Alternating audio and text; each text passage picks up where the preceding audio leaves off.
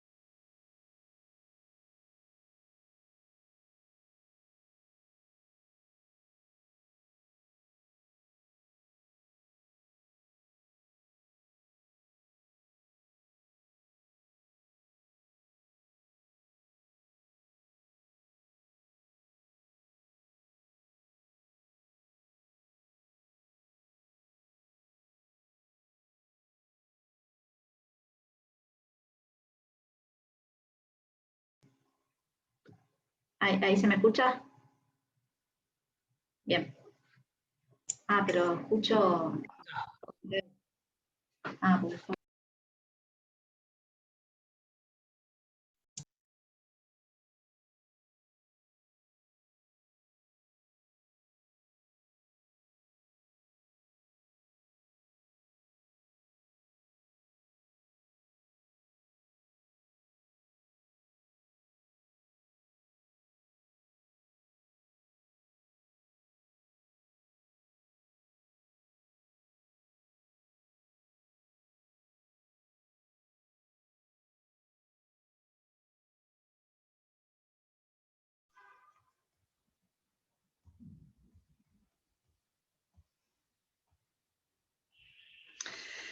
Bueno, damos inicio. Hola a todos. Bueno, otro jueves de encuentro, otro jueves hospitalario, y hoy me parece que más hospitalario que nunca, porque, bueno, por una de nuestras invitadas, que ahora en un ratito las voy a presentar, y es un jueves de inauguración también hoy, no solamente el jueves de celebración como ya estamos acostumbrados, sino que hoy también es de inauguración, porque en realidad estrenamos el tercer módulo, que es de construcción de la lógica binaria, femenino, masculino y sus efectos.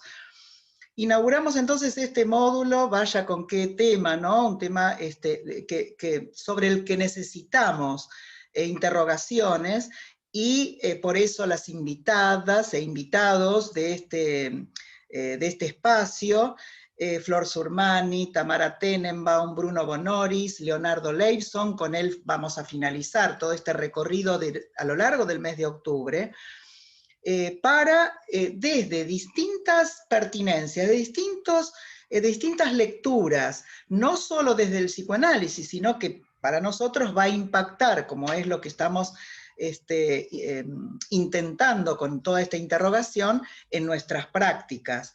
Entonces hoy va a iniciar este módulo, y por eso decía que es bien hospitalario, una de nuestras invitadas, que es Florencia Surmani. Florencia Surmani, y como yo siempre digo, y lo digo de verdad, porque bueno, la juventud no son solo la cantidad de años vividos, bueno, tiene que ver con otras cosas, así que como muy buena jovencita, la he conocido. Florencia Surmani fue residente del Hospital Argerich, así que bueno, el gusto de trabajar con ella, como con tantos de los residentes, ex jefa de residentes también del hospital, ex jefa psicóloga de planta del CESAC número 15, ejerce su práctica como psicoanalista, y en la universidad como JTP en psicopatología y la escuela francesa, y nosotros seguimos y la residencia con conexión clínica con Florencia Surmani. Así que, como decía, más hospitalario que nunca. Bienvenida, Florencia. Te escuchamos, el recorrido que tengas por brindarnos, y ustedes recuerden que durante esa exposición y finalizado van usando el chat, tanto aquí en Zoom, y como los que están, hola a todos, los que están en YouTube, que sé que son un montón, así que también escriban ahí por chat para, finalizado lo que Florencia tenga por compartir con nosotros, abrimos a la conversación juntos, juntas y juntes. Bueno, Florencia, te escuchamos, muchas gracias y bienvenida. Bueno, tal, ¿se escucha ahí? Porque me hicieron hacer todo un sistema acá, ¿se me escucha bien? ¿Sí? Sí, ¿Sí? se escucha. Perfecto. Bueno, primero agradezco lo de jovencita, después de pasado los 40 ya es un halago que alguien diga jovencita. Fui jovencita. Bueno, primero le quería agradecer a Marina Luis por la invitación, a Belén, a Florencia, a Victoria y a Nerina, creo que no me equivoco, no me olvido de ninguna de las organizadoras. Para mí es un gusto y una alegría compartir este espacio, que si bien suelo compartir con las residentes, ¿no? Porque pasa lo que hayan entrado ahora algunos residentes, bien, bueno, sobre todo en esta residencia que aprecio tanto, ya sea porque yo fui residente, en mayo del año que viene caí en la cuenta que van a ser 20 años que había entrado a la residencia, así que pasaron más largos años. Y además porque actualmente aprecio mucho el trabajo con las residentes en todas estas últimas generaciones. Bueno, y hospital que aprecio además porque me pasaron cosas lindas ahí. De hecho, todavía comparto la vida con alguien que conocí en la residencia, así que tengo cosas lindas de ahí. Bien, bueno, Marina el otro día me preguntó si tenía un título en particular y yo me dije que no, que en realidad había tomado el título que me habían ofrecido, que es de construcción de la lógica binaria, femenino y masculino y sus efectos, y traté de acotarme a eso. Vamos a ver si me sale. Me lo escribí porque para no perderme y para cumplir con el tiempo, así que voy a ir leyendo algunas cosas para no desorientarme, sobre todo porque la verdad que en este tiempo tuve bastantes, entré por distintos costados y bueno, traté de organizarlo en un recorrido que por suerte ya hoy lo digo, porque si no quizás dentro de 3 días vuelvo a cambiarlo, así que por suerte se precipita y se termina. Bien, yo separé la cuestión de la lógica binaria y de la deconstrucción de la lógica binaria en 3 o 4 puntos. Voy a tratar de ser organizada y decirlos en esa vía. Y como les dije, voy a tratar de atenerme al tema, pero quizás toque algunos puntos del tema anterior, que era la cuestión del debate entre, bueno, no me acuerdo bien cómo era, pero encuentros y desencuentros entre las teorías de género y psicoanálisis, así que algunas cuestiones quizás también trate toque un poco esos puntos. Bien, si tomamos el título, obviamente la cuestión central ahí es el binarismo, ¿no? Que además, bueno, que uno podría decir que se da por supuesto, ¿no? El binarismo, sobre todo en el psicoanálisis. Voy a hablar desde el psicoanálisis porque practico el psicoanálisis y, bueno, es lo que puedo decir, digamos. Entonces, el primer punto que me parece que vale la pena preguntarse respecto al binarismo es si el binarismo hombre-mujer es una oposición que surge en relación con lo anatómico, ¿no? Antes de abordar un poco esto, quiero decir eso, señalar la cuestión de que el binarismo supone una oposición, ¿no? Y ahí ya hay un tema. Pero bueno, entonces, si la pregunta es si el binarismo hombre-mujer está en relación a la oposición que surge de la anatomía, y de ahí a criticar a Freud por ser anatomista, queda claro que hay un paso, ¿no? sobre todo por la anatomía es el destino, ¿no? Y que no solo es una crítica, sino que últimamente, en los últimos años, se convirtió en una acusación, ¿no? Una acusación que casi merece que la teoría freudiana sea desterrada de la faz de la Tierra. Soy un poco exagerada, pero en la Facultad de Psicología por momentos eso es así, digamos, ¿no? Bien, en el último tiempo yo me puse a estudiar un poco de anatomía, no de anatomía en el sentido del libro de anatomía, sino de respecto a la anatomía y de la antropología de los cuerpos, ¿no? O las corporeidades, como lo llaman los antropólogos. Y encontré en algunos textos que durante muchos siglos la anatomía, y creo que todavía no salimos de eso, es una operación de lectura, ¿no? Eso es lo que encontré en algunos de los textos. Incluso antes de que pudieran diseccionar los cuerpos para poder realmente trabajar con la materialidad del cuerpo, porque estaba prohibido hasta ciertos siglos, y antes de que la ciencia permita hacer una operación matemática, podríamos decir, del cuerpo, la anatomía siempre fue una operación de lectura, ¿sí? Voy a marcar algunas cuestiones, espero no aburrir. En Galeno, por ejemplo, en el siglo II, plantea la cuestión del sexo único, ¿no? Esa era, y que ese sexo único estaba invariablemente representado en el sexo masculino, y el sexo femenino, en todo caso, era una inversión del sexo masculino, ¿no? Entonces, por ejemplo, el genital femenino era el pene, el útero era el escroto, los ovarios eran los testículos, ¿no? Y ahí uno podría ya decir que se puede imaginar que Galeno tenía una relación a la diferencia anatómica de los sexos, ¿no? O sea que podía tener una visión, pero eso que tuviera, digamos, frente a sus ojos la anatomía o la diferencia anatómica de los sexos, no le impidió, digamos, hacer esta teoría del sexo único y leer a los cuerpos desde ese lugar, ¿no? Entonces ahí uno ya se empieza a preguntar, ¿es la anatomía el problema o la lectura de la anatomía, ¿no? Por ejemplo, los medievales, en el medioevo no encontraban diferencias anatómicas entre los seres humanos sexuados, y sin embargo tenían un esquema para hacer la diferencia sexual que se basaba en el original y la copia, ¿no? Entonces en Galeno era la inversión, en el medioevo era la copia, ¿no? Lo femenino era la copia de lo masculino. Ahí encontré un autor que se llama Lacan, que dice: la historia de representaciones de las diferencias anatómicas entre hombres y mujeres resultó independiente del real de los órganos sobre los que conocían, digamos, ¿no? Entonces, después tenemos que discutir a qué se le llama real de los órganos, pero si lo hacemos en la cuestión simple, digamos, lo real que tuvieran frente a los ojos, lo real, en la materialidad real, digamos, no le impedía tener representaciones o hacer lecturas, ¿no? Y este autor plantea eso, digamos, ¿no? Que las representaciones eran independientes de la materialidad de los cuerpos.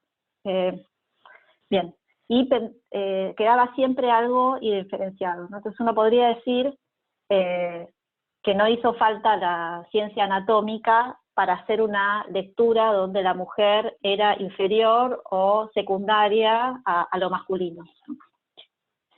Bien, recién aparece en el siglo XV la posibilidad de las disecciones de los cuerpos, no de cualquier cuerpo, bueno, quizás le llevan a Foucault en eso, pero es con Vesalio que aparece la revolución anatomista, podríamos decir, ¿no? Donde se dejó de leer los cuerpos desde la lógica de Galeno, ¿no? Donde Galeno tenía teorías sobre el cuerpo y los anatomistas lo único que hacían era ir a verificar esas teorías, ¿sí? Pero lo que plantean algunos autores es que se mantenían las lecturas de esa superioridad del cuerpo masculino sobre el femenino, ¿no? Bueno, ahí hay varias cuestiones, no sé si creo que Diana Maffia o alguien hizo referencia a eso, pero es lo que, digamos, esta cuestión de de que el hombre de la ciencia era un hombre blanco, erudito, bueno, y eso también influía en las lecturas, ¿no? Bien, la diferencia anatómica de los sexos aparece en el siglo XVIII, ¿sí? Tal como se la conoce ahora, podríamos decir, ¿no? Bien, con efectivamente muchas de las lecturas respecto de la inferioridad de lo femenino respecto de lo masculino. Bien. Entonces, ahí planteo la primera cuestión, digamos, ¿no? Si el binarismo se critica, un supuesto binarismo, porque es lo que me interesa interrogar hoy, ¿no? Porque si está ese título es porque efectivamente se supone que hay un binarismo, ¿no? Y hay que ver si incluso no hay cierta suposición de un binarismo en el psicoanálisis, ¿no? Entonces, si tomamos el binarismo por el hombre-mujer, por el lado de la anatomía, efectivamente no hizo falta Freud, ¿no? Para que haya esa lectura de una diferencia sexual, ¿sí? No hizo falta la anatomía para eso, la anatomía como ciencia, digamos. Ciencia que hoy no es la misma, digamos, ¿no? Efectivamente, la revolución de la ciencia no es lo que llaman los teatros anatómicos, ¿no? Donde se iba a ir a abrir un cuerpo para ir a tratar de hacer la cartografía del cuerpo humano. Entonces, si se trata de anatomía, efectivamente, ahí tenemos que empezar a pensar de qué anatomía se trata, salvo que querramos tener esa lectura, que Freud era anatomista y le importaba el genital por el genital, ¿no? Entonces ahí se abre otra cuestión, que es el binarismo, me parece, respecto del falo y la castración, ¿no? Porque ahí hay, como les decía, el binarismo supone una oposición, y ahí entonces tenemos otro binarismo, ¿no? Que efectivamente no se despega de otra crítica que se le hace al psicoanálisis, que es ser una teoría falocéntrica, o si somos más derridianos, falogocéntrica, ¿no? Que es poner al falo en el centro de la teoría, al falo y a la voz, ¿no? Porque ahí la cuestión del logos, de la marca, del significante y de la voz. Bien, entonces, este binarismo respecto del falo y la castración, que es una supuesta, bueno, que es una oposición, ¿no? Hay que preguntarse si se trata de un binarismo efectivamente. Bien, me parece que acá tenemos la misma cuestión, ¿no? El falo no esperó a Freud en la cultura para tener el lugar que tuvo, ¿no? O sea, Freud ya lo encuentra al falo en la cultura con un lugar preponderante, ¿no? Podríamos preguntarnos si hoy tiene el mismo lugar en la cultura, ¿no? Efectivamente, no podemos suponer que el falo, después de las teorías de género, sobre todo las teorías queer, tenga el mismo lugar en la cultura, en el discurso, lo cual no quiere decir que se ceda tan rápidamente a pensar que el falo dejó de tener alguna función, que después voy a decir algo de eso, pero efectivamente el falo no va a los griegos, la cuestión que Lacan siempre hace referencia respecto de los misterios, ¿no? Que supone el velo. Bueno, el símbolo fálico era un símbolo preponderante en la cultura, ¿no? Que estaba asociado tanto a la procreación como a los amuletos frente al peligro, como cierto elemento que tenía un valor de protección, incluso de conjuro, frente a ciertas cuestiones, ¿no? A mí me gusta en ese punto, para ubicar estas cuestiones, hay un texto que yo siempre, si alguno me escuchó, perdonen que me repito, pero bueno, son las lecturas que tengo, un texto de Pascal Quignard, que se llama El sexo y el espanto. Él se ocupa de... Yo había hecho una plaquita, pero no me funciona ahora mi PowerPoint, no sé por qué, después si no les paso la bibliografía, porque he hecho una plaquita con cada uno del nombre y el autor, pero no sé, no quiero tocar algo que rompa todo.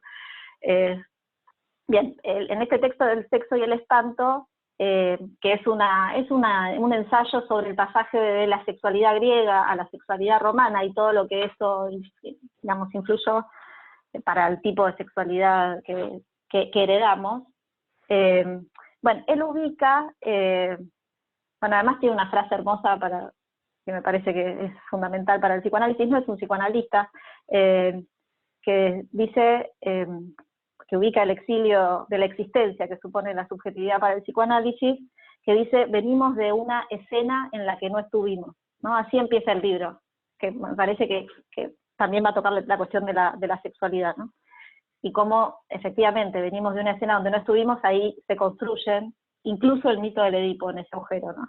Pero bien, a mí lo que me interesa señalar de este autor es que él diferencia el falo, ¿no? Que eso es lo que estaba en los griegos, que el término que va a estar en juego es el fascinum, ¿sí? Que de ahí va a parar a la fascinación. Bueno, no, si quieren uso el pizarrón, pero distingue el falo del fascinum de los orificios, ¿no?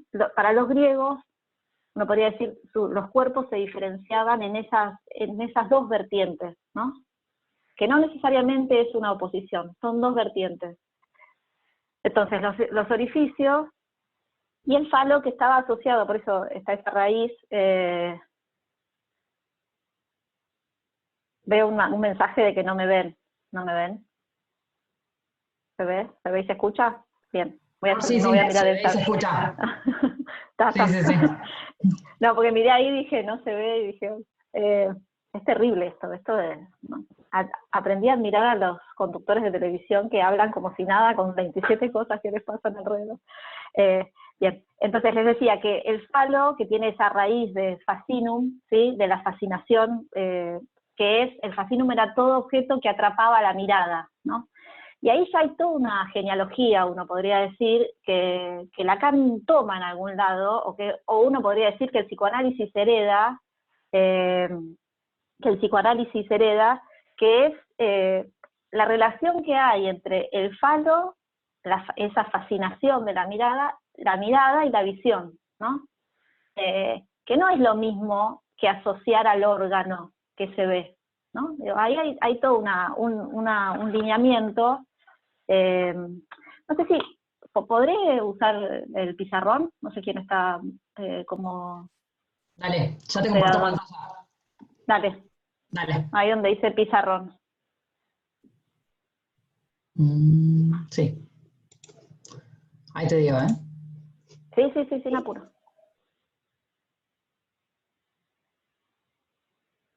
Entonces, digo, para ir armando toda esa genealogía, antes de criticar al psicoanálisis, me parece, diciendo que son genitalistas, ¿no? Porque dicen anatomistas, pero en realidad lo que están criticando es que seríamos genitalistas. Listo, Flor, ya puedes compartir. Perfecto, gracias. Fíjate si te deja. Ahí está. Ahí. Bueno, no soy buena con esto, pero tengo lapicito, y entonces lo uso. Entonces, el falo, que viene de esa lógica del fascinum, ¿no? Que se diferencia del orificio, ¿no? Entonces, en esa lógica, ¿sí?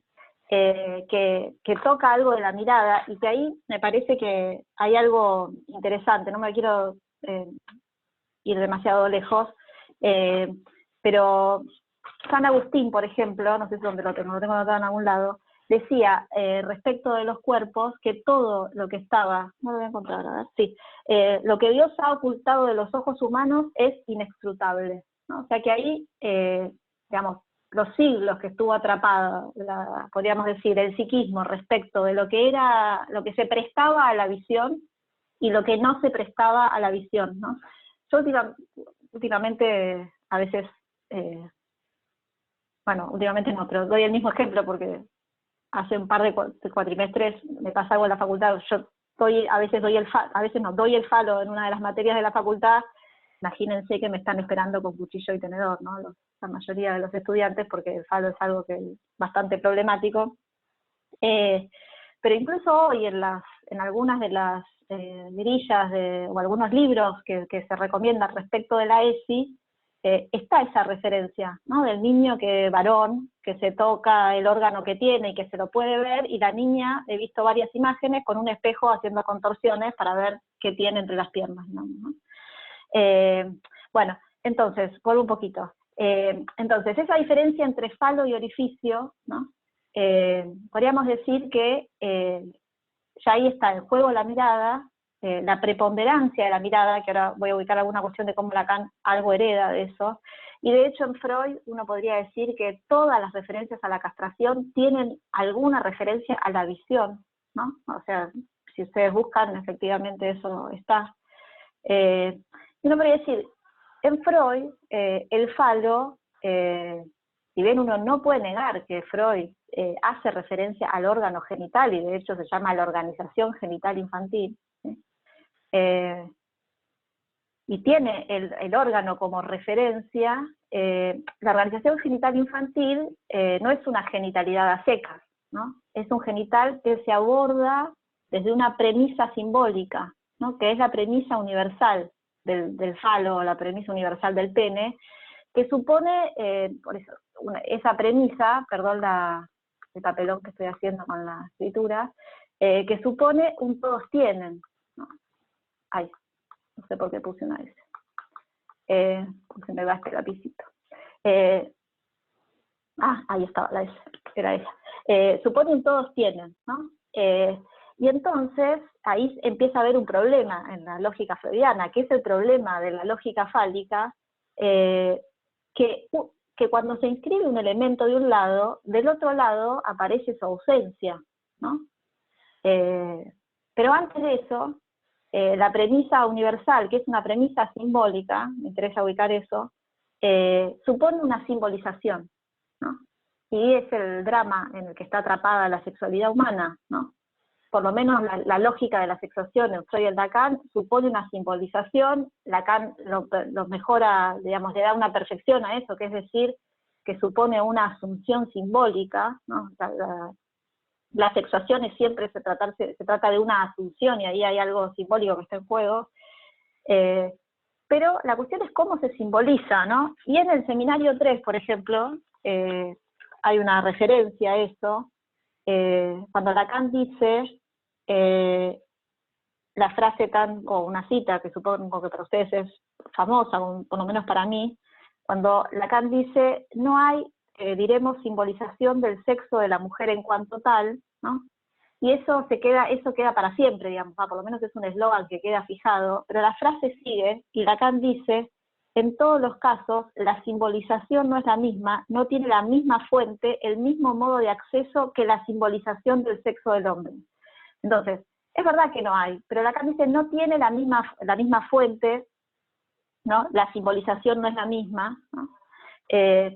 Y Lacan dice, y esto porque lo imaginario solo proporciona una ausencia donde en otro lado hay un símbolo muy prevalente, ¿no? Entonces, el falo como símbolo tiene ese problema, como símbolo, ¿eh? El falo como símbolo tiene ese problema que da esa imagen prevalente, y ahí tenemos la prevalencia de la mirada, ¿no? Que además ahí se agrega otra cuestión, que también parece medio mala, algo que es una mala palabra hoy en día, pero me parece que hay que hacer referencia, porque el órgano genital masculino articulado a este símbolo fálico es un órgano en el cuerpo humano que da la señal, o que da el signo de un deseo, ¿no? Podríamos decir que la erección no es puramente animal, ¿no? Hay un signo de un deseo en eso. Entonces, voy un poquito de vuelta. Ahí tenemos esa cuestión de la simbolización que supone la gestalt fálica, dice Lacan, ¿no? La gestalt, esa imagen que como fuente le da al símbolo un material que del otro lado, ¿no? Como dice ahí, proporciona ausencia, ¿no? Entonces ahí ya tenemos ese primer problema, me parece, y que me parece que vale la pena volver siempre. Es medio, a veces puede ser medio básico, pero me parece que hay que volver a ese problema de cómo la simbolización del falo mediante la gestalt fálica, ¿sí? Trae ese problema que de un lado se escribe más y del otro lado se escribe menos, ¿no? Pero porque el símbolo, si después se convierte en significante, como si tenemos la teoría del significante, efectivamente el significante se define por su oposición y diferencia. Entonces, cuando yo inscribo de un lado una cosa, del otro lado escribo no la otra cosa, digamos, ¿no? Y ahí, efectivamente, Freud está en ese problema del falo-castración. Pero ¿es Freud porque era hombre, masculino, machista? Podría ser, digamos, pero también es un problema de la lógica fálica esa, o del significante, ¿no? Lacan intenta salir de este problema entre el seminario 4 y 5, podríamos decir, sobre todo en el 4, cuando dice, no, esperen, el falo no es solamente la gestalt fálica, que ya lo dijo en el seminario 3, sino que se trata del falo simbólico, ¿no? Y entonces trata de diferenciar entre el seminario 4 y el seminario 5, el falo simbólico del falo imaginario, que sería la imagen, ¿no? O el pene erecto, lo dice así, de el pene real, ¿no? Que dice puede existir o no existir en la materialidad del mundo, pero el falo simbólico ya es esa simbolización que suprime, ¿no? Como todo símbolo, digamos, suprime la cosa. Y ahí entra otra cuestión que me parece que también vale la pena destacar, que es que el falo simbólico introduce, tanto en la teoría de Lacan, pero uno podría decir en el psiquismo, la idea de la privación, ¿no? Que a mi modo de leer, quizás me equivoco, es la forma en la que se sale de la envidia del pene, ¿no? Porque, a ver, me parece que en lo simbólico se escribe más y menos, ¿no? Cuando uno cuenta con lo simbólico, donde escribe más, del otro lado escribe menos. Ahora, con lo imaginario, uno le puede dar un valor a eso, y entonces el más es mejor y el menos es peor, digamos, ¿no? O el más es superioridad y el menos es inferioridad. Y efectivamente, está a las claras eso en la cultura, ¿no? Pero bueno, la cuestión de la privación,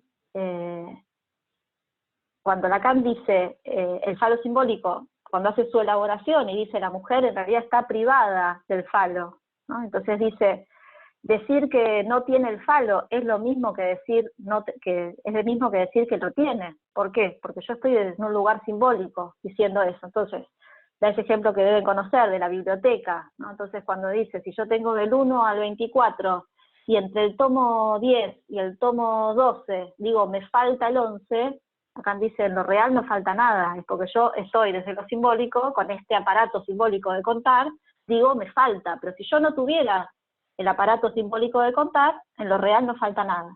Bien, esa es la lógica freudiana, ¿no? Si yo me paro desde la premisa universal, a la mujer le falta, pero si yo salgo de esa lógica, en lo real, a la mujer no le falta nada, ¿no? Estoy ubicando una falta en lo real desde un simbólico que es la premisa universal, ¿no?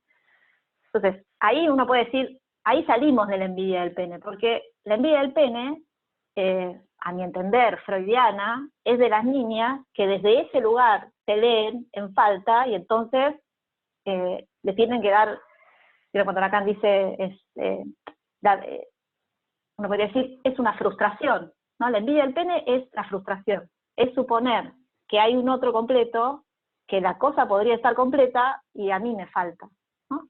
Entonces, el falo simbólico inaugura la lógica de la privación, y la lógica de la privación lo que ubica es que es una falta leída desde lo simbólico, ¿no? Y en un punto uno podría decir, bueno, eso está denunciado por ciertas teorías de género, por ciertas teorías feministas, ¿no? Ahora, si se hubiera leído al revés, ¿no? Eso Lacan le pregunta en el seminario 4 de Lévi-Strauss, le pregunta en realidad por el androcentrismo, pero ¿qué hubiera pasado si fuera al revés, ¿no?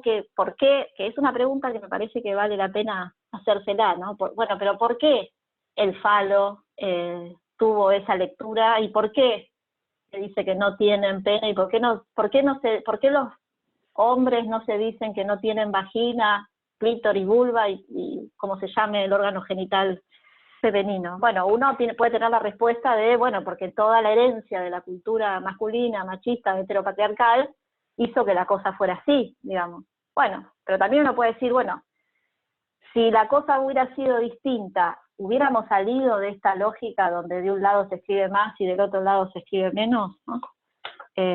Entonces, me parece que efectivamente, ¿no? La lógica en esta herencia del falo como símbolo, digamos, que después Lacan puede hacer unos pasos, ¿no? Y decir, bueno, en realidad el falo es un significante, hasta que pueda llegar a decir en realidad es una función, ¿no? y tenemos toda la historia de la sexuación en Lacan, que no me voy a pasar por ahí para no aburrirlas, o aburrirlos, o quienes estén del otro lado, que no veo. Entonces, el problema que sigue teniendo esta teoría es que Freud, digamos, que Freud lo encuentra, pero no sabe cómo utilizarlo, y Lacan se encuentra en el seminario 4 y 5 con este mismo problema, que es que esta lógica arma un conjunto donde algunos tienen y otros no tienen, pero que el elemento común sigue siendo el falo. Entonces, el falo, uno podría decir, no arma oposición, ¿no? Digo, por lo menos este es mi planteo. El falo escribe uno, ¿no? Y la oposición que se arma interna es una oposición, pero que se sigue sosteniendo desde ese único elemento. Entonces, ahí tenemos otro problema, ¿no? Efectivamente, falo y castración es una oposición binaria, si uno quiere, pero al interior de una lógica del uno, ¿no? Que sigue siendo el falo. Bien. A Lacan le lleva un par de años, no mucho, en el seminario 10, por lo menos esa es mi lectura. Lacan dice, en realidad el falo, porque, no puedo decir, entre el seminario 4 y 5, él mejora este problema freudiano, este impas freudiano, y entonces tenemos los 3 tiempos del Edipo, diciendo, bueno, en realidad no se trata de tener o no tener, es ser el falo, y entonces el falo es un significante, y entonces es el significante de la falta en el otro, pero lo que nos sale es de la lógica fálica, ¿no? Y entonces tenemos esas referencias en un Lacan temprano diciendo si la mediación fálica, preguntándose, ¿no? Si la mediación fálica drena todo lo que hay de pulsional en la mujer, o incluso esa referencia de todo lo que es sexual es analizable, ¿no? No, sí, todo lo analizable es sexual, pero no todo lo sexual es analizable. O sea, que empieza a encontrar que el falo tiene una lectura, pero fracasa en nombrar todo, ¿no? Y entonces en el seminario 10, cuando ya introduce el objeto A como un elemento primario, podríamos decir, o por lo menos en un tiempo lógico anterior, en la constitución del sujeto, antes de la castración del Edipo, podríamos decir, Lacan dice, el falo es una de las traducciones posibles de la falla original que supone la entrada en el lenguaje. Entonces tenemos la entrada en el lenguaje, y el falo, en todo caso, es una traducción de esa falla original, ¿no? Y efectivamente, no siempre esa falla original se traduce en falo, podríamos decir, y entonces no podría leer la melancolía como psicosis, es una muestra, ¿no? De que el falo es una traducción posible de la falla, pero puede no estarlo, o incluso en la neurosis, efectivamente, no toda falta o no toda falla es abarcable en el falo, ¿no? Bien, entonces, me parece que el falo no arma dos. Ahí tenemos otra cuestión para pensar si hay binarismo o no, ¿no? Después nos queda esa pregunta, ¿no? ¿A qué se debe que haya sido el falo y no el otro elemento que haya armado el campo de la diferencia sexual, ¿no? Bien. Voy a salir de este mamarracho que les hice acá. Esperen.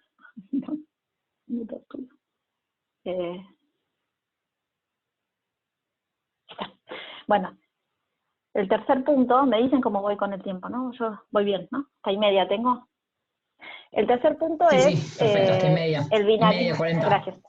Me avisan. El binarismo y la diferencia sexual, ¿no? Que me parece que es otra de las cuestiones, y que es uno de los puntos incluso más criticados, quizás va cabeza a cabeza con la cuestión de la anatomía y del falocentrismo en el psicoanálisis.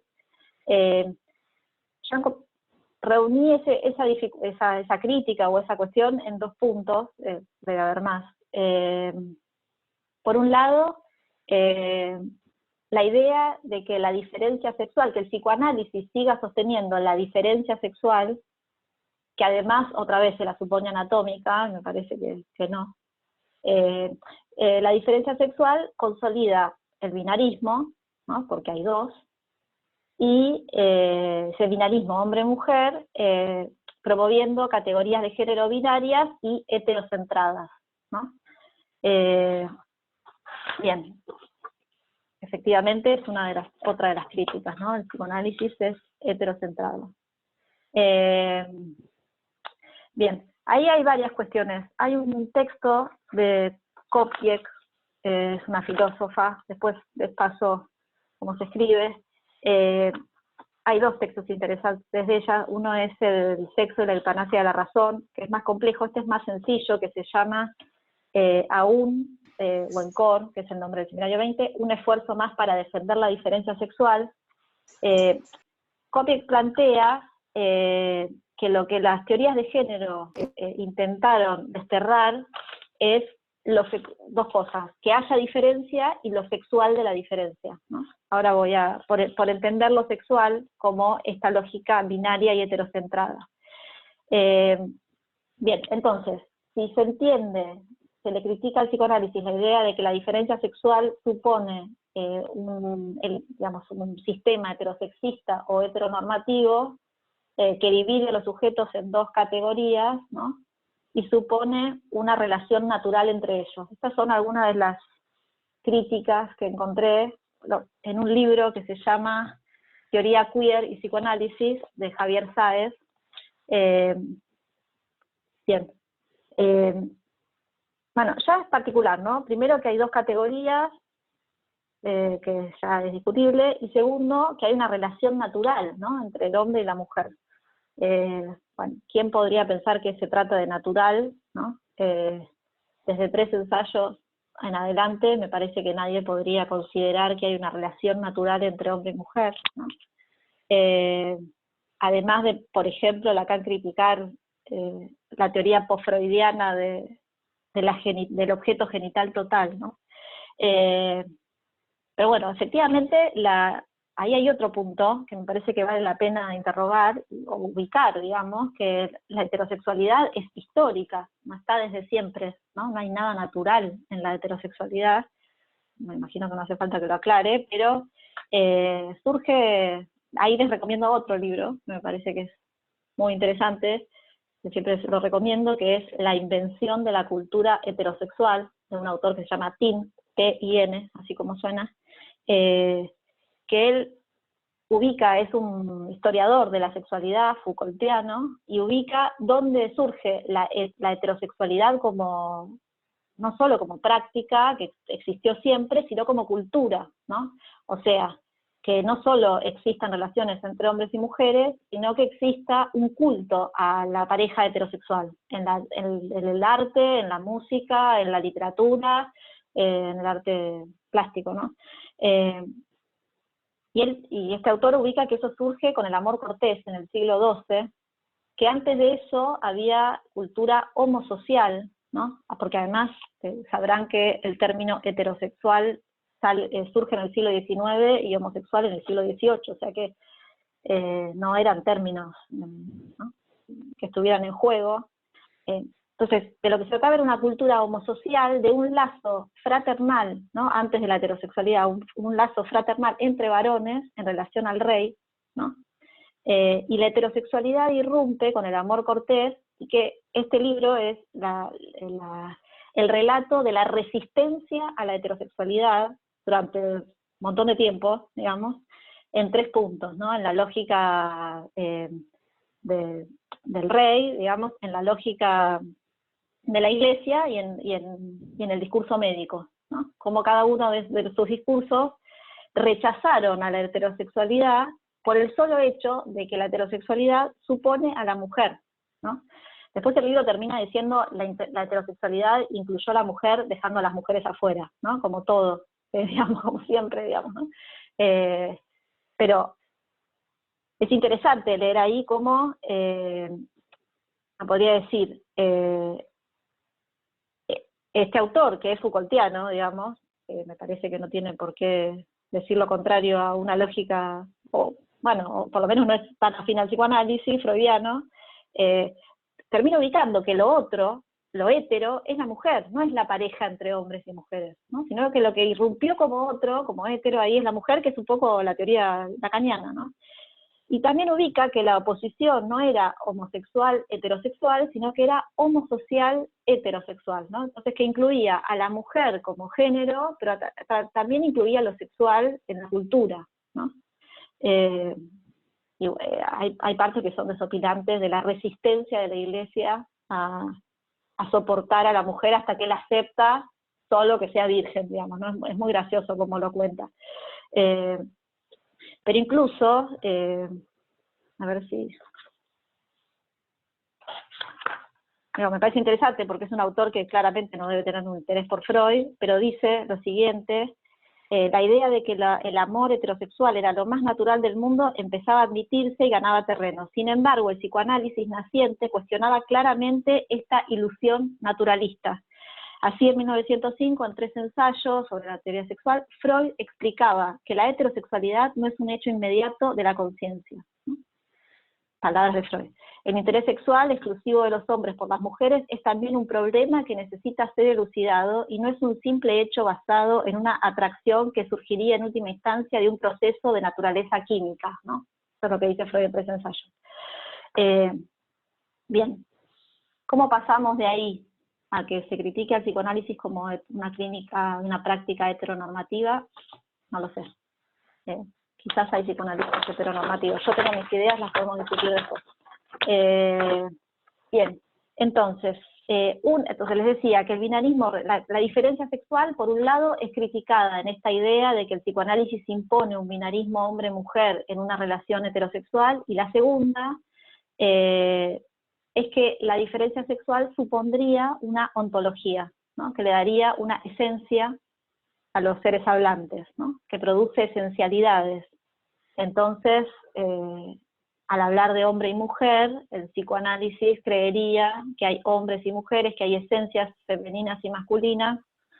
Bien, ahí tomé otra autora, que se llama Alenka Supancic, o algo así, que es una filósofa también, que toman estos temas y se interesan por la lectura de Lacan, digamos, y dice: lo sexual no es una sustancia para ser descripta y circunscripta, sino que es lo imposible mismo de su propia circunscripción o delimitación. Entonces,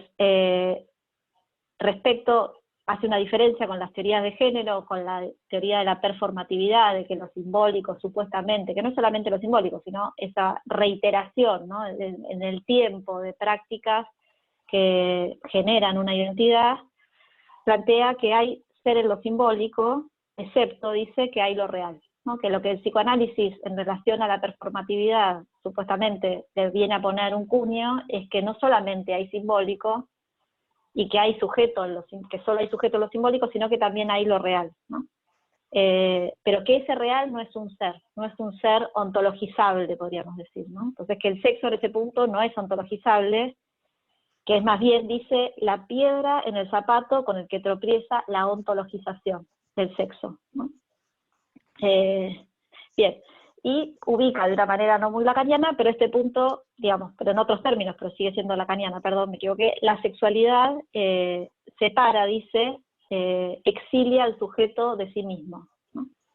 Y uno podría decir que en ese punto las identidades no tendrían por qué oponerse a las identidades, ¿no? A la identidad de género incluso, porque además ya género, sexualidad, o género y sexo, o vamos a decir así, género y sexuación no son equiparables. En realidad las identidades son suplencias de esa imposibilidad, ¿no? Y en ese sentido aparece esa otra cuestión, o esta lógica de lo sexual como no ontologizable, ubica a la idea de la sexualidad del psicoanálisis ni biológica ni cultura, digamos, no es ni biología ni cultura, o ni naturaleza y cultura, podríamos decir, sino, vamos a decir que hay naturaleza, hay cultura, después podemos discutir qué se trata de la naturaleza, pero en el medio hay una falla, ¿no? Lo que el psicoanálisis, o uno puede decir, lo que el psicoanálisis le interesa, o con lo que puede, o con lo que trabaja, es con esa falla, ¿no? Una falla que además produce un excedente, ¿no? Que es lo que Lacan llama la sustancia gozante, ¿no? Otro término que parece ser una mala palabra en el último tiempo, ¿no? Hablar de goce, tampoco sé bien por qué. Bien, entonces, uno podría decir, el significante intenta ubicar la diferencia sexual, pero falla, ¿no? Pues ahí tengo 2 citas de Lacan, ¿no? Que pueden dar cuenta de eso. Lacan dice en el Seminarios 11, en el psiquismo no hay nada que permita al sujeto situarse como macho u hembra, ¿no? por ejemplo, en televisión termina diciendo que hombre y mujer son significantes, ¿no? Y otra de las citas es, el significante no está hecho para las relaciones sexuales. Desde el momento en que el ser humano habla, estamos perdidos, se acabó esa perfección armónica de la copulación, ¿no? Eso es en el seminario 17. Entonces, vuelve un poco a esta idea, digamos, que ya sea por el término del falo, o el significante del falo, o el significante en su lógica, impide el binarismo, ¿no? Ya no hay posibilidad de que por lo menos haya esta idea de un binarismo hombre y mujer que se complementaría, ¿no? Bien. Entonces, esa falla en lo simbólico, vuelvo a esta autora que se llama Kopiek, en este texto que se llama Encore, un esfuerzo más para defender la diferencia sexual, porque parte de eso, ¿no? Creo que no sé si lo dije, pero ella plantea, dice algo así como, desde mediados de los años 80 en adelante, la categoría psicoanalítica de diferencia sexual fue declarada sospechosa y en gran parte abandonada a favor de la categoría de género, neutralizada, ¿no? O sea, de la categoría neutralizada de género, ¿no? Insisto en esto porque fue específicamente lo sexual de la diferencia sexual lo que se dejó caer cuando este término fue reemplazado por el de género. La teoría de género realizó una gran proeza, removió el sexo de la diferencia sexual. Entonces dice, si bien los teóricos de género hablan de prácticas sexuales, no se interrogan por la sexualidad. Bueno, entonces esta autora plantea que esta falla en lo simbólico no se va a tratar, dice, de una oposición binaria ni de una complementariedad. Como no hay oposición binaria, no puede haber complementariedad, ¿no?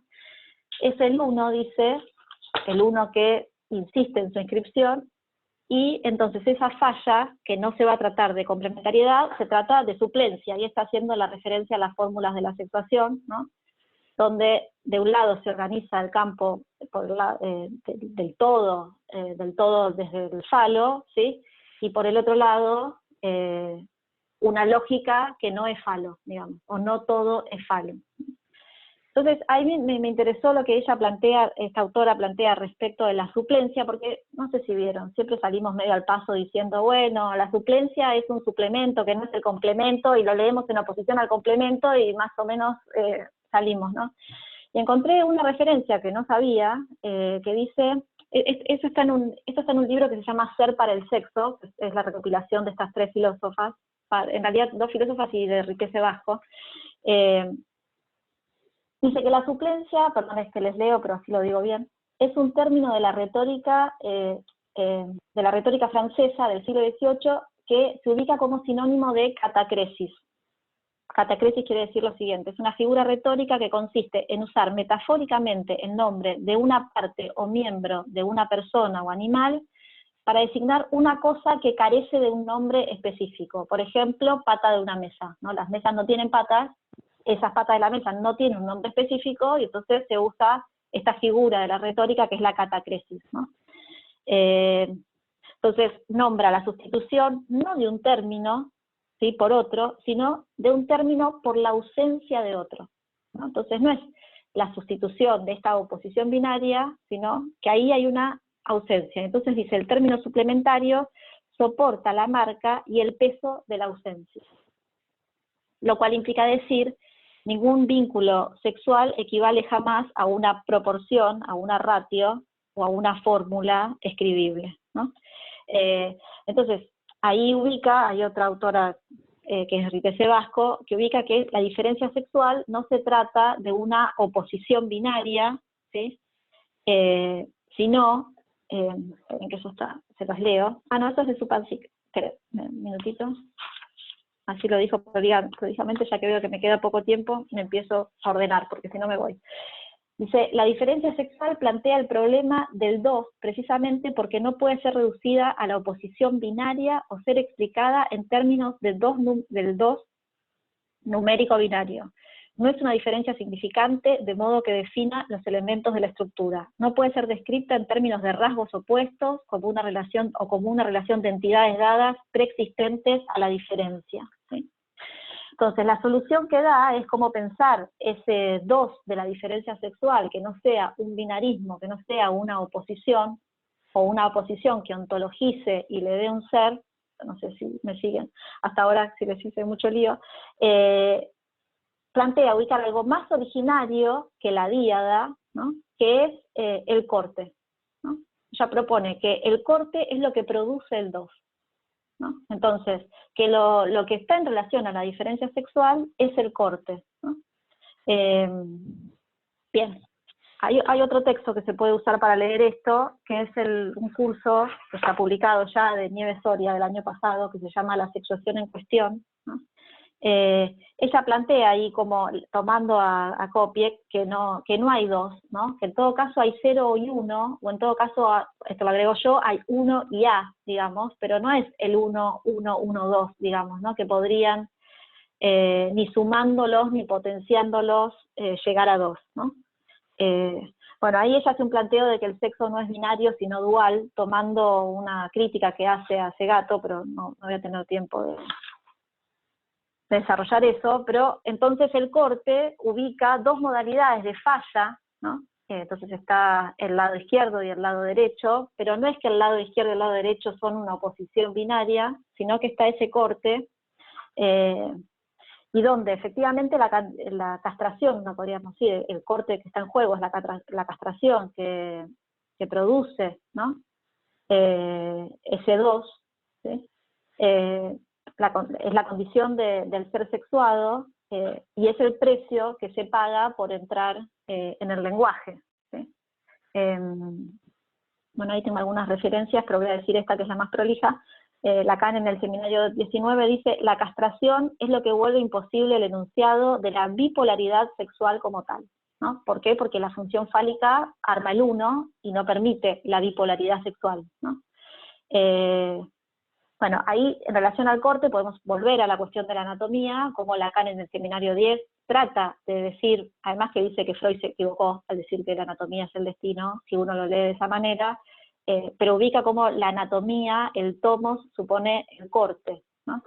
Entonces, que la anatomía que está en juego es una anatomía de corte, ahí tiene toda la producción del objeto A, digamos, si no es la anatomía en sí tiene un genital masculino o un genital femenino, ¿no? Bien, respecto de esta cuestión, ¿no? De la castración y el corte como lo que impide que haya una bipolaridad sexual, ahí también hay una cuestión, ¿no? Porque la castración es otro de los términos muy cuestionados por las teorías de género, las teorías queer, o incluso cuestionadas desde el psicoanálisis, ¿no? ¿Por qué le seguimos llamando castración? Entonces, cuando uno pregunta, ¿por qué no podríamos seguir llamándolo castración? Porque castración hace referencia a un término masculinista, ¿no? Porque la castración sería la liberación del órgano masculino, del pene, ¿no? Ahí encontré algo también muy... y ahí hay una paradoja, ¿no? Que tenemos que pasar siempre por ahí, me parece, ¿no? Porque, bueno, desde lo que Lacan llamó la querella del falo, ¿no? Encontré también en esta autora Kopiek de la indignación frente a la universalidad de la castración, ¿no? Su indiferencia ante la anatomía, ¿no? O sea que en ese punto, una de las críticas generalmente es por eso, ¿no? Porque si se toma ese término masculino, ¿no? Hay una indiferencia ante la anatomía. Si la castración apunta al falo y la niña no tiene uno, la teoría no hace justicia y debe ser modificada para tener en cuenta las diferencias anatómicas y biológicas de las mujeres. Entonces, ¿importa la anatomía o no importa la anatomía? ¿No? Entonces, ¿hay esencia o no hay esencia? No digo que tenga la respuesta, digo que ahí hay un nudo por el que pasamos siempre, digamos, ¿no? Bien, voy a ir cerrando. Tenemos las fórmulas de la sexuación en ese punto, como no puedo decir como respuestas, ¿no? No me voy a poner a hablar de eso porque no voy a cansar. Pero la fórmula de sexuación efectivamente rompe con todo naturalismo, con todo biologicismo, ¿no? Permite salir de la lógica binaria, por lo menos para Lacan, por más que algunos consideren que no, ¿no? Y entonces lo que aparece es que hay uno, de un lado, el uno como consistencia, ¿no? Pero del lado del goce, del otro goce, digamos, no hay uno, ¿no? Que permita contar dos sexos, ¿no? Y en ese punto no puede armarse identidad, lo que sí puede armarse es como suplencia, ¿no? Bueno, y no se puede armar un universal, ¿no? Y además, está en este caso, digamos, otro punto que introducen las fórmulas de la sexuación es la versión de lo hetero en Lacan, ¿no? Que no es heterosexista, heteronormativo, sino que en la lógica de Lacan, el hetero sin H, sabrán que la definición que Lacan tiene ahí es lo radicalmente otro al uno, digamos, ¿no? Al uno fálico, pero no es que es el uno y el otro en una oposición binaria, ¿no? Ese otro hace un agujero en ese uno, digamos, ¿no? Bien, y en ese punto lo que aparece, me parece como saldo, que no hay saber sobre el sexo, ¿no? En ese punto. O que todo saber fracasa en esa falla, digamos, ¿no? La cual ahí habría una distinción con Foucault, digamos, ¿no? Yo quería leerles una página de este libro, Teoría Queer y Psicoanálisis, que es un libro que si bien se toma seriamente el trabajo de ver punto por punto el debate entre las teorías queer y las teorías queer y las de género y el psicoanálisis, reconoce en algunos puntos, si bien está leído desde una militancia de género, podríamos decir, está leído seriamente, me parece, algunas cosas uno puede acordar y otras no, y este autor, es un autor español, toma una frase de Lacan, una cita del Seminario 21, y dice: el compromiso analítico con el comportamiento humano no significa que el sentido refleja lo sexual, sino que lo suple, ¿no? Entonces dice, dicho de otra forma, no se trata de que el sexo, que encontramos, que ya sabemos que tiene sus paradojas, sea prediscursivo, ¿no? Y ahí tenemos toda la teoría de género que supone que el sexo es discursivo, ¿no? O es su efecto de una práctica discursiva como la performatividad. No se trata de que el sexo sea prediscursivo, sino que la sexualidad humana está relacionada con la significación de forma paradójica. El sexo es producto del límite interno, las deficiencias de la significación, ¿no? Ahí toma a Kopiec, también en otro texto. Por eso, precisamente, dice, porque no hay sentido en lo sexual, se produce un intento constante de tapar esa imposibilidad por medio de atribuciones de sentido, ideales, doctrinas, leyes, normas, ortodoxias sexuales, discursos, ¿no? Que además, si uno toma la lógica fálica, digamos, de la sexuación, la lógica del Seminario 5, Lacan ubica ahí, ¿no? Que los tipos ideales del sexo no son anatómicos, sino que dice que son sociales, ¿no? El tipo ideal son marcas que se heredan en lo simbólico, y dice que en todo caso pueden ser sociales, dice Lacan, no le tiembla el pulso en decir que son sociales, ¿no? Entonces dice, Lacan ha sido el primero en dibujar los contornos de una teoría de la diferencia no imaginaria y no naturalizada que rompe radicalmente con los parámetros sexuales antropomórficos. Es decir, sus fórmulas de la sexuación marcan un límite y nos alejan de la noción más difundida de la complementariedad de los sexos, masculino o femenino. Son dos formas de la incapacidad del sujeto para alcanzar una identidad plena, ¿no? Bueno, me interesaba leer esto porque esto está tomado, digamos, de un libro de alguien que no es psicoanalista, digamos, ¿no? Entonces, redondeando, me parece que vale la pena, digamos, cada vez que se ubican enunciados, sobre todo en este momento de la discusión, ¿no? Del cuestionamiento hacia el psicoanálisis, vale la pena preguntarse, ¿a qué quiere? Porque uno asume, ¿no? El psicoanálisis es binario y entonces está ahí como, ¿pero en qué sentido es binario, ¿no? Bueno, yo encontré estos 3 puntos para ponerlos en cuestión, ¿no? No sé si deconstruirlos porque, bueno, no sé, pero este autor, por ejemplo, Javier Sáez, de Teoría Queer y Psicoanálisis, dice, hay que tener cuidado de que la deconstrucción no se use de una manera ligera, dice, donde se trata de una lectura destructiva del otro, ¿no? Porque últimamente me parece que hay una lectura destructiva del otro, y ahí sí se es binario, ¿no? Porque el otro es una porquería y yo no, digamos, ¿no? sino esa cuestión de lo que implica la deconstrucción, en el sentido de las líneas del texto que se contorsionan, como dice, bueno, algunos que hablan sobre la deconstrucción, ¿no? Y que me parece que no es solo a nivel de la sexualidad, ¿no? Poder ubicar que varias cuestiones, ¿no? Se dice el psicoanálisis es normativo. ¿En dónde, por ejemplo? ¿En qué sentido es normativo? ¿Alguien conoce un analista que le diga a su paciente sería bueno que se case y que tenga una relación genital plena, contenta, alegre, digamos? O los nenes, ¿no? Porque alguien me dijo una vez, normativo quiere decir los nenes con los nenes, las nenas con las nenas. Ah, o sea que no es los nenes con las nenas. Estamos en el problema del lenguaje, es los nenes con los nenes, las nenas con las nenas, ya tenemos otro, entonces no es tan, ¿no? Ahí ya no es heteronormativo, digamos. Es un chiste, digamos, ¿no? Pero digo, que hay un punto, digamos, donde, además hay otra cuestión, ¿no? Cuando la sexualidad, con este problema que es la falla, digamos, está atrapada en el lenguaje, me parece, como dice Lacan, no hay salida, ¿no? Últimamente cuento esta anécdota porque me divierte. Mi hija piensa que yo enseño ESI. Le dijo a una compañera, no, mi mamá enseña ESI. Entonces yo le digo, ¿por qué decís que enseñó ESI? Porque el otro día te escuché, yo soy francesa, te escuché hablando de la organización de los genitales infantiles. Ah, no, bueno, le digo, en realidad se llama así de esta manera, pero es una teoría, entonces le explico. Bueno, entonces después me dice, ¿y cómo se organizan los genitales infantiles? ¿No? O sea que, bueno, ella que tiene ESI, me interesa porque habla de esos temas, pero la cuestión es, entre la sexualidad, el corte que supone el sexo, digamos, en un ser hablante, y la idea que se puede hacer a nivel de la significación, de la organización de los genitales infantiles, es una ensalada insalvable, digamos, ¿no? Entonces digo, me parece que ahí encontré un término en un texto viejo, que en una investigación una vez, allá por el 2003 creo que es, cuando Osvaldo Humérez vivía,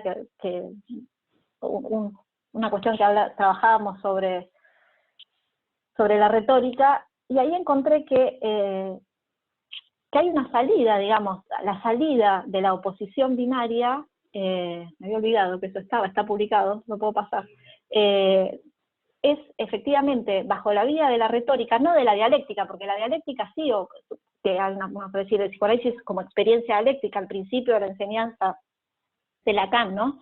Que después se destituye porque eso supone una intersubjetividad, entonces ahí hay dos en la dialéctica, ¿no? Pero tampoco es un dos tan claro la dialéctica porque hay una anulación y una superación, ¿no? Pero de la retórica, ¿no? Como arte del bien decir, ¿no? Encontré que ahí lo que sería otra lógica a la oposición binaria es lo neutro, ¿no? En dos puntos, ¿no? En los procedimientos discursivos supone una ausencia de todo diálogo, ¿no? Y supone la supresión de las oposiciones. Y en filología, lo neutro es, lo neutralizable es una oposición que deja de ser tal, ¿no? Esa es la definición. Pero lo que más me interesó de la etimología del neutro, en el neutro es ni lo uno ni lo otro, ¿no? Entonces uno podría decir, la oposición binaria es uno u otro, donde va a encallar la neurosis siempre, digamos, ¿no? No solo la obsesiva. En cambio, ni lo uno ni lo otro es lo que permite la salida de esa falsa opción del binarismo, ¿no? Entonces, ahí ya tenemos no el significante que se define por oposición y diferencia, sino esa idea que Lacan retoma, o que el significante como diferencia absoluta, ¿no? Que efectivamente no arma dos, ¿no? Que habla de una falla siempre. Entonces, me parece que se apunte a que no haya oposición, no quiere decir, cierro con esto, que no deje de haber falla, digamos, ¿no? Bueno, de falla y excedente, que me parece que es de lo que el psicoanálisis se ocupa humildemente, ¿no? Intenta por lo menos.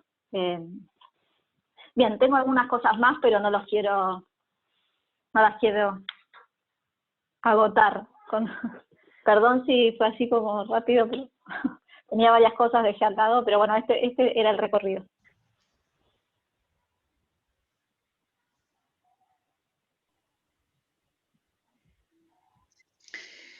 Bueno, tomo la delantera en este momento. Gracias, Florencia, por el recorrido. No, gracias a con ustedes. muchos puntos para... No, al contrario, muchos puntos que, bueno, a lo mejor resulta intenso, digamos, Sí, en intenso. seguir este seguimiento.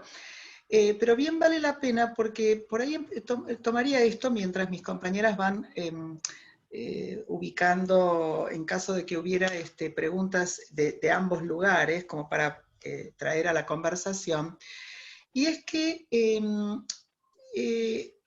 por esto último que estabas mencionando, a mí me parece que el movimiento que conduce, incluso muchas veces, a querer pretender, de alguna manera, querer encontrar cierta identidad de género, haciendo, incluso incidiendo de alguna manera en lo que vos pusiste a trabajar, y es cuál es el binarismo, donde está la lógica binaria. Pero entonces, aún conduciendo, insisto, a intentar lograr cierta identidad de género, que podría yo suponer, digamos, que no es posible lograrla, lo que sí va produciendo y va logrando es sacudir lo que ahí sí no coincidiría con tu lectura, que el psicoanálisis no es ni humilde ni deja de ser normativo muchas veces. Entonces, lo que sacudió, me parece que va, como suele pasar, que muchas veces el enunciado va en una vía y la enunciación y lo que produce va más allá de la pretensión de identidad de género o la pretensión yoica. Entonces, lo que a mí me parece que es notable, digamos, en distintas investigaciones, distintas lecturas, distintas interpelaciones de la práctica misma y desde distintas pertinencias, no solo el psicoanálisis, es sacudir y llevar, incluso como hoy tan necesario, al rastreo de los conceptos, incluso para fundamentar por qué, dónde, por qué sí o por qué no. En ese punto me parece que también a mí me resulta de interés lo que promovió de lectura desde el psicoanálisis.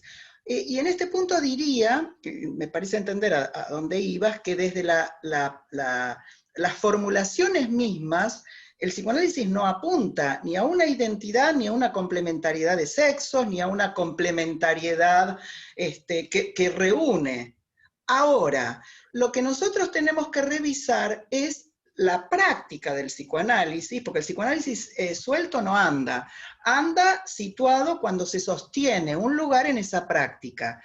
Desde ahí sí podría decir que muchísimas veces, digamos, uno diría, ¿quién escuchar psicoanalistas o intervenciones? Muchísimas, muchísimas, no desde los tropiezos, sino desde las lecturas donde la complementariedad no es solamente el binarismo hombre-mujer o encontrar que la gente se case, también puede ser que se independice porque se tiene que independizar del otro, o sea, frases de complementariedad en la práctica del psicoanálisis tenemos muchísimas, y de normatividad muchísimas, y de hacer un culto de la falta y del goce también tenemos muchísimas.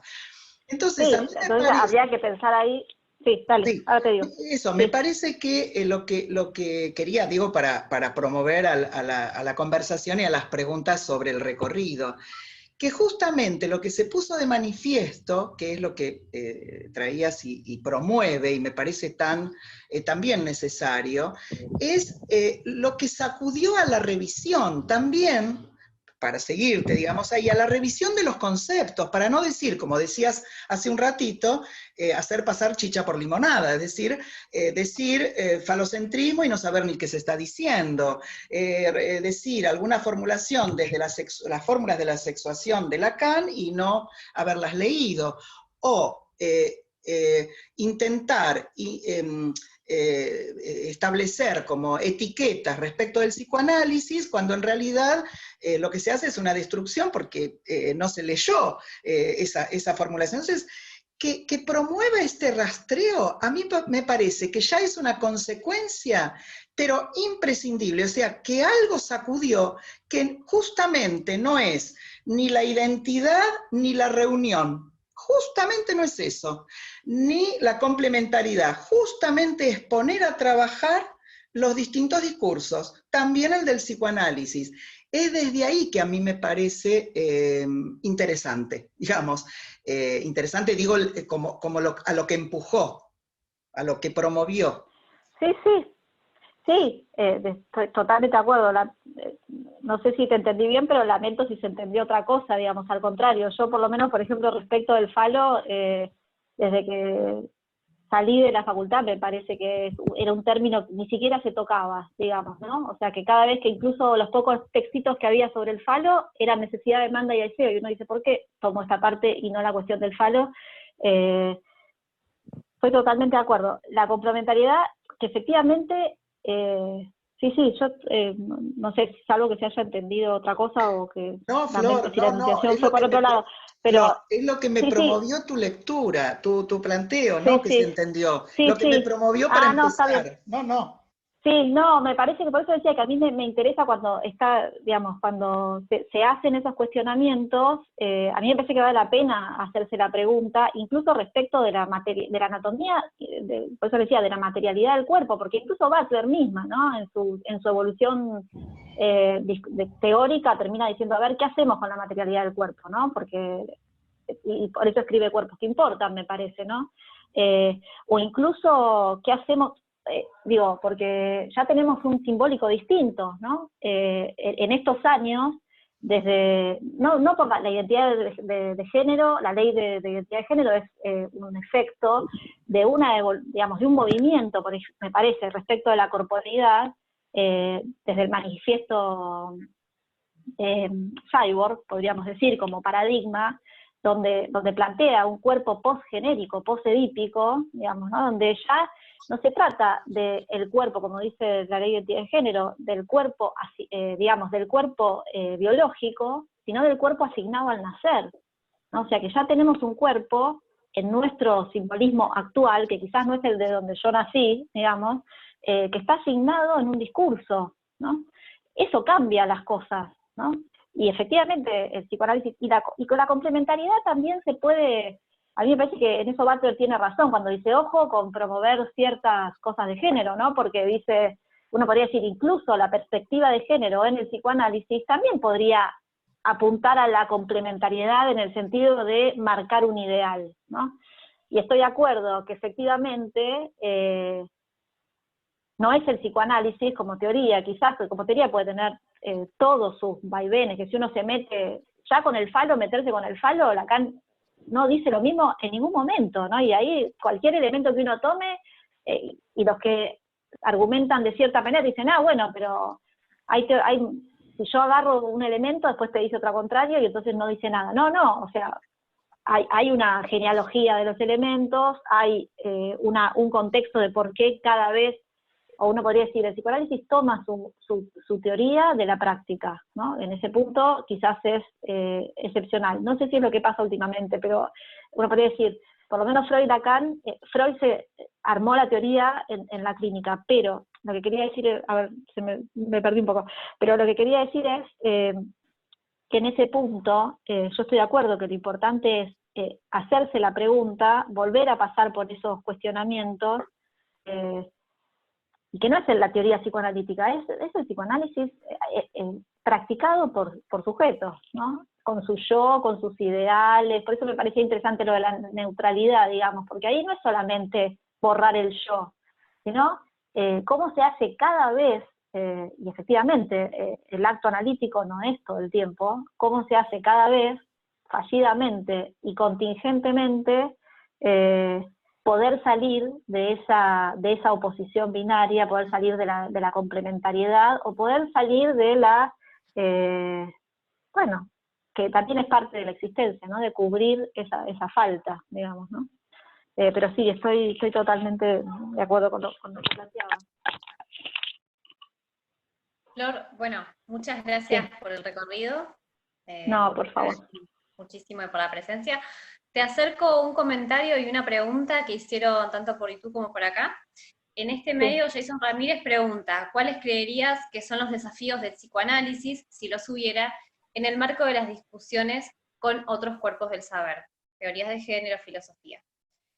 Y por el canal de YouTube, Lucas Morel comenta que hay psicoanalistas que catalogan la transexualidad como psicosis o como perversión.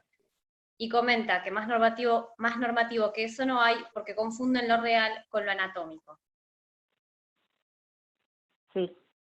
Bueno, voy a esas dos, entonces. Sí, por favor. Bueno, primero la de Jason. No sé, Jason, cuáles son los desafíos del psicoanálisis. No lo sabría. Me parece que el desafío es interrogarse primero a sí mismo antes de entrar en la posición binaria, de decir sí o no, blanco o negro, digamos, ¿no? Ese me parece por un lado. Se me ocurre eso ahora, no sé. Tampoco me parece, yo tengo esta idea siempre, no puedo salir de esta idea, tampoco me parece que el psicoanálisis sea una cosmovisión. El psicoanálisis no tiene la respuesta para todo. El psicoanálisis no es una teoría, en ese punto, lamentablemente no, a mí me parece que cada vez que pierde su relación a la práctica clínica, se desvirtúa, digamos, ¿no? Y Freud tiene esa idea, ¿no?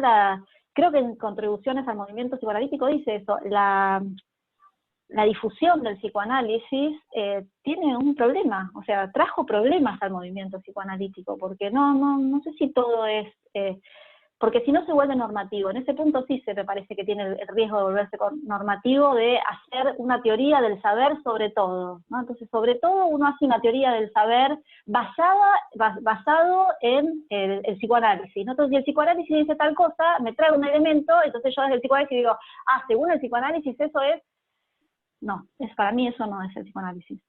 En ese punto, la segunda, que a Jason no nombro porque lo conozco, pero la segunda pregunta, en ese punto estoy de acuerdo que es normativo, podría ser, pero ahí otra vez es la teoría y hay que ver si es la práctica. En la práctica también ha habido barbaridades. A mí me parece, yo he trabajado bastante hasta que me han criticado por ser cis respecto de lo trans, ¿no? De hecho tuve esa crítica, como alguien cis habla sobre lo trans, y además me criticaron decirlo trans, siendo que por lo menos yo lo trans lo tomo de una autora que es Susan Stryker, que hizo un libro sobre la historia de lo trans, y ella propone que trans sea nominado así para que efectivamente poner lo trans en el centro, digamos, como ese movimiento, y no transexualidad, transgénero, no que sea lo que adjetiva ese trans. Pero bueno, estoy de acuerdo. Ahí, por ejemplo, también me parece que hay un error. Hay dos errores. No lo digo yo, lo encontré, no es que tenga una iluminación respecto de eso. Hay un autor, Pérez Jiménez, español, que no me acuerdo exactamente el título, pero dice algo también sobre lo trans, creo que se llama, o algo así, que ubica la lectura errónea de la lectura lacaniana respecto de la transexualidad como psicosis. Es cierto que en el seminario 5, la transexualidad y la homosexualidad, no sé si me dijiste, no me acuerdo si me dijo esos dos términos, en Lacan están tomados como perversión, porque la lógica que está ahí es el falo, digamos, ¿no? La teoría de la perversión orientada desde el falo es un problema, porque efectivamente tiene una norma, ¿no? Entonces, todo lo que no es la norma está leído como perversión. Acá después, entre el seminario 10 y el seminario 16, cuando el elemento para pensar la perversión como estructura clínica usa el objeto A, ya efectivamente no es ni la transexualidad, ni porque todas las definiciones que da de travestismo, que además de decir travestismo hoy en día es una barrabasada, o transexualidad, son leídas desde el falo, digamos, ¿no? Entonces, está esa cuestión, ¿no? Ahora, cuando Lacan en el seminario 18 toma el libro de este autor, se me fue el nombre, que escribe sobre transexualidad, pero bueno, se me fue, no sé si alguien se acuerda, pero que Lacan dice, tomen el libro de Sexo y Género de Stoller, ahí está, de Stoller, ¿no? Que toma unos casos de transexualidad masculina, que en ese momento llamaban transexualidad masculina, lo que hoy serían mujeres trans, ¿no? Él ubica ahí, este autor español, ubica que esa frase de Lacan dice, tomen ese texto, verán los casos que trabaja, y dice, el problema de este autor es que desconoce, no sé si conocen esa referencia, que desconoce la teoría de la forcusión del nombre del padre, ¿no? Si él tuviera la noción de teoría de forcusión del nombre del padre, no tendría esa lectura, ¿no? Lo que se leyó ahí es, efectivamente, todo transexual es psicótico, no ya el transexual es perverso del seminario 5, que tampoco era transexual, no usaba el término ahí travesti, en el sentido de vestirse de mujer, entonces era la mujer con falo y eso. Entonces, este autor dice, no, en realidad los casos de Stoller eran psicóticos, porque si uno lee los casos, efectivamente, eran casos incluso de simbiosis infantil psicótica de Mahler, digamos, de Margaret Mahler, ¿no? Bien, ahí yo tengo algunas lecturas. Ahora, que un psicoanalista repita eso y use, como decía Marina, una teoría previa para leer todo, estamos como Galeno leyendo la experiencia desde una teoría cerrada, digamos, ¿no? Entonces, todo transexual es psicótico es una barbaridad. Pero uno puede ir a interrogar ahí el texto de Lacan, y Lacan dice, el problema de hacer coincidir, digamos, el significante con el órgano, o la confusión, creo que ahí dice, y ahí se abre toda otra cuestión de discusión, y además yo tengo otra lectura que podríamos agregar, es que en la historia de lo trans, digamos, bueno, por ejemplo, el libro de Catherine Millot en ese punto es también escandaloso, digamos, ¿no? Porque no puede salir de su lógica fálica, y cuando tiene que explicar los hombres trans, dice, bueno, no sé lo que pasa, Sarasa, el libro se termina, digamos, porque como no puede salir del falo, no sé si de la anatomía, del falo, se le arma un bollo terrible y se lava las manos y el libro termina, lo puede leer ex texto, digamos, ¿no? Que además, a mi gusto, tiene una fascinación por los transexuales de los burdeles, que, bueno, que ya corre por cuenta de Catherine Millot, pero vuelvo a esto del anatómico.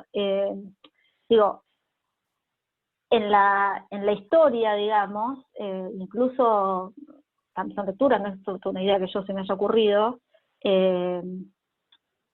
lo trans, digamos, estuvo durante mucho tiempo asociado al órgano, ¿no? Porque efectivamente la lectura que había, incluso, digamos, creo que es Mooney que hace esa teoría que dice, bueno, la certeza, digamos, de ser una mujer en un cuerpo de hombre es ineliminable, entonces dice, si no le podemos cambiar la certeza, ¿podemos cambiarle el cuerpo? ¿No? Es el endocrinólogo que atiende, entonces dice, bueno, ahí se inaugura toda una cuestión de darle una solución a esa posición, digamos, en cambiarle el cuerpo, que es algo que ofrece la ciencia, digamos, y uno puede decir, con la evolución de las teorías de género, ya no es tan necesario la operación anatómica o biológica, podríamos decir, porque otra vez tenemos que discutir ahí a qué le llamamos anatomía, yo creo que no es solamente tener un órgano. En ese punto, ya no necesariamente lo trans se define porque hasta hace 20 años, transexual, si uno preguntaba qué es transexual, es alguien que se operó el órgano, ¿no? O lo real de su cuerpo, que ahí tenemos que discutir qué es lo real del cuerpo, o lo real anatómico-biológico, si ustedes quieren, para pasar al otro sexo, digamos. Hoy en día, por eso no está lo trans, digamos, lo trans elimina transexualidad, transgénero, porque lo que está en juego es ese movimiento, digamos, bueno, hay varias elaboraciones sobre eso, donde ya no es el órgano lo que está en juego para la vivencia trans, digamos, ¿no? O para la definición trans.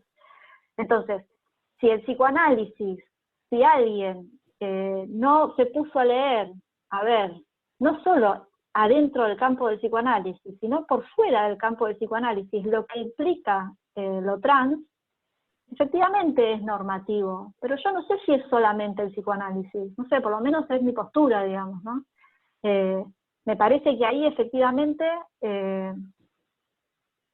no, en ese punto yo celebro la ley de identidad de género, no solo por los derechos que trae, sino porque quita a la psicología y a la psiquiatría de tener que decidir por la existencia sexuada de alguien, que me parece que es un horror, ¿no? O sea que el discurso médico normativo, y en ese punto podría ser el psicoanálisis que haya creído, ¿no?, que todo transexual era psicótico.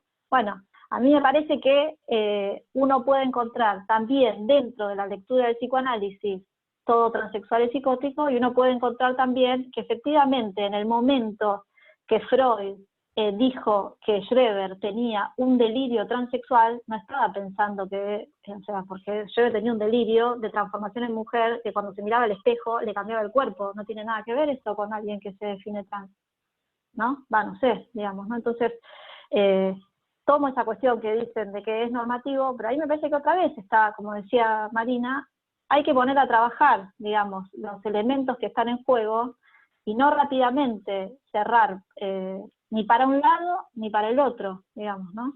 Pero bueno, a mí me ha pasado eso. Yo sobre lo trans leí un montón, me interesa muchísimo, digamos, y es cierto que hay un montón de lecturas de psicoanalistas que cierran la cosa, es decir, todo transexual es psicótico, y efectivamente uno puede encontrar en elaboraciones teóricas que eso es un horror, digamos, ¿no? Porque también hay heterosexuales psicóticos, ¿no? Digamos, no hacia la condición. Me parece que es un problema de quienes enuncian esas definiciones, digamos, ¿no? Usando la teoría para eso.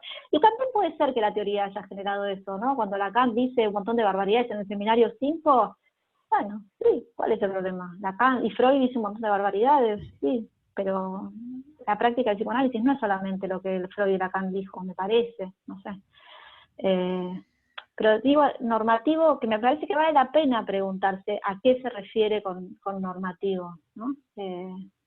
Porque ahí se ponen en juego un montón de discusiones, el falo, el Edipo, la castración, ¿no? Donde además a veces está en juego ¿qué?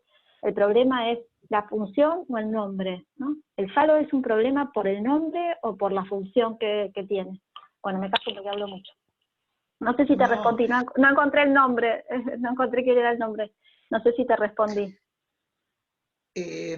Bueno, sí, vamos en vista de lo desarrollado y también del horario, pero sin omitir el agradecimiento, Florencia, porque me parece que lo que se puso bien de manifiesto, que me parece que en ese punto es para celebrar y agradecer, bueno, por supuesto, con tu lectura y tu puntuación, lo que estábamos diciendo, y es el promover al recorrido de los conceptos que se intentan poner a discutir, porque discutir sobre determinada formulación requiere esa revisión, esa puesta en relación incluso con otros conceptos respecto de la actualidad. Entonces, el rastreo que nos propusiste abre e inaugura este capítulo y da para leer y para trabajar. De ese punto realmente es muy bienvenido, agradecido,